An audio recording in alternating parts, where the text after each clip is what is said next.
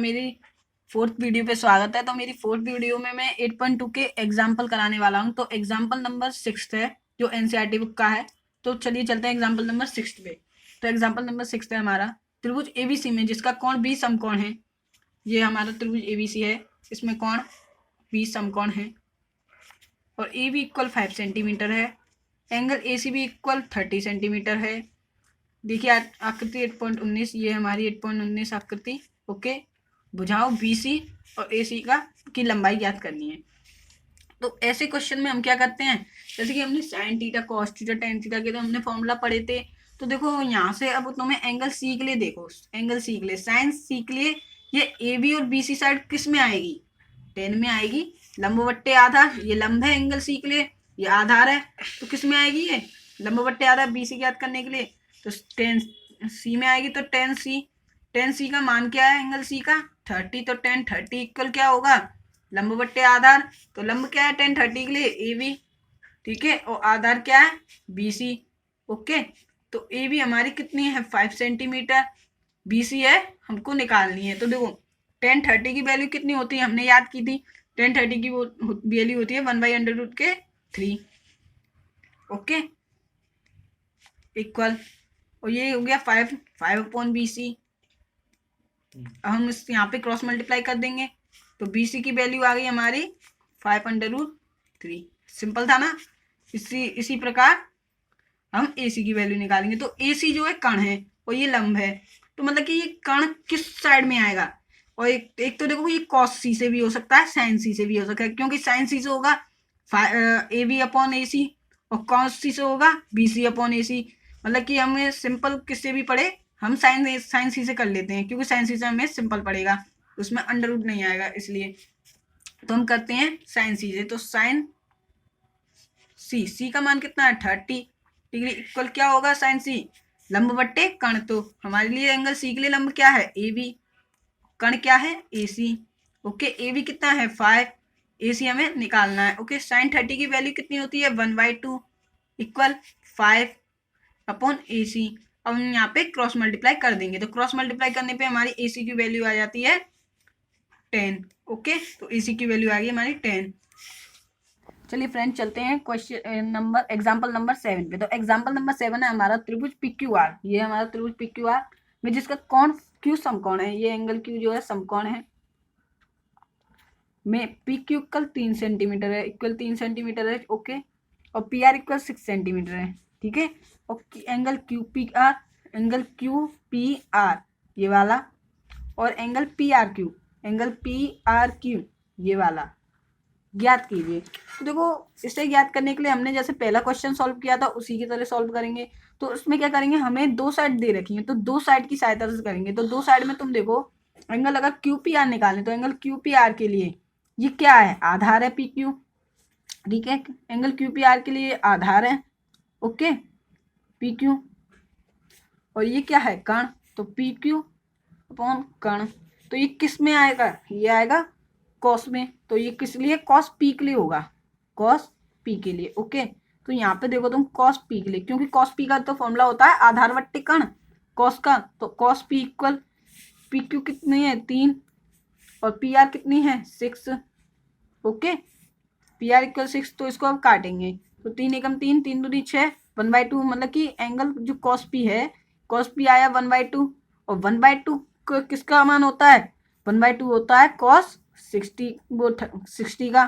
तो हमारे जो है एंगल कॉस पी का मान कितना आ गया 60 डिग्री।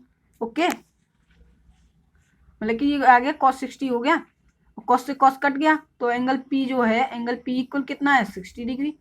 तो ये आ गया 60 डिग्री। ओके, अब यहाँ से हम निकालते हैं एंगल PRQ। तो एंगल PRQ को निकालने के लिए भी हम वही करेंगे। हमारे पास अब दो साइड तो दे रखी हैं, वो PQ और PR। अब यहाँ पे हम एंगल इसके लिए देखेंगे, एंगल R के लिए, किसके लिए, एंगल PQR के लिए, मतलब कि एंगल PRQ के लिए, इस एंगल के लिए देखेंगे। तो इस एंगल के लिए लंब होगा PQ, क्योंकि PQ की साइड दे रखी है हमें, तो लंब होगा PQ। ओके, और कण क्या है, कण है PR। एंगल R के लिए लंब है, तो ये इसमें कौन सा लग रहा है आपको, साइन का लग रहा है। ये तो साइन का ही तो होता है लंब बट्टे कण, तो ये होगा साइन R के लिए। तो साइन R के लिए तो साइन आर के लिए तुम देखो एंगल पी क्यू जो पी क्यू है साइड वो कितनी है 3 और पी आर है 6 तो 1/2। तो sine R angle sine R के लिए 1/2 1/2 किसका मान होता है साइन 30 का। ओके साइन से साइन कट जाएगा मतलब कि एंगल जो आर है इक्वल आ गया 30 डिग्री। ओके चलिए चलते हैं अगले क्वेश्चन। चलिए चलते हैं एग्जांपल नंबर 8 पे। तो एग्जांपल नंबर 8 है हमारा, यदि साइन कोष्टक में a माइनस बी कोष्टक equal 1/2 cos a plus B equal 1/2 तो a और b के मान ज्ञात कीजिए। ओके तो इसके लिए हमें क्या क्या दिया है, एक तो ये दिया है sine a minus B equal 1/2। तो यहाँ से देखो 1/2 किसका मान होता है साइन में, क्योंकि इधर पे साइन है तो हम साइन के लिए देखेंगे। तो साइन के लिए किसका मान होता है, ये होता है साइन 30 का। तो यहाँ से साइन 30 आ गया तो साइन से साइन कट जाएगा क्योंकि ये भी इंटू में ये भी इंटू में। तो यहाँ पे हमारा क्या आएगा a माइनस बी इक्वल 30। इसको हम मान लेते हैं समीकरण नंबर 1, क्वेश्चन नंबर 1। ओके अब चलते हैं इस पे। कॉस कोष्टक में a प्लस बी इक्वल 1/2। अब देखो यहाँ पे कॉस है तो हमें कॉस में देखेंगे कि 1/2 किसके लिए आता है, किस एंगल के लिए आता है। तो कॉस में किसके लिए आता है, ये कॉस 60 के लिए आता है। तो कॉस कोष्टक में a प्लस बी इक्वल 1/2 का हो जाएगा कॉस 60। कॉस 60 बराबर 1/2 होता है। तो ये भी इंटू में ये भी इंटू में तो कॉस से कॉस कट जाएगा। तो ये हो जाएगा a प्लस बी इक्वल 60 जो हमारी क्वेश्चन नंबर 2 बन गई। ओके अब यहाँ से देखो हमने तीसरे चैप्टर में विलोपन विधि तो सुनी होगी, तो हम समीकरण 1 व समीकरण 2 में विलोपन विधि का प्रयोग करेंगे। ओके समीकरण 1 व 2 में विलोपन विधि का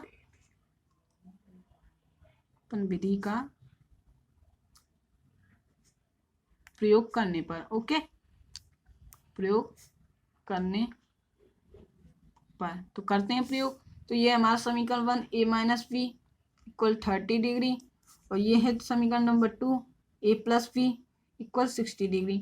यहाँ से देख लो ए है तो हम क्या करते हैं यहाँ से इस पर घटाते हैं, क्योंकि ये काटना तो है तो ये घटाएंगे तो ये प्लस माइनस माइनस माइनस तो घटाने पर यहाँ पे लिख देते हैं घटाने पर।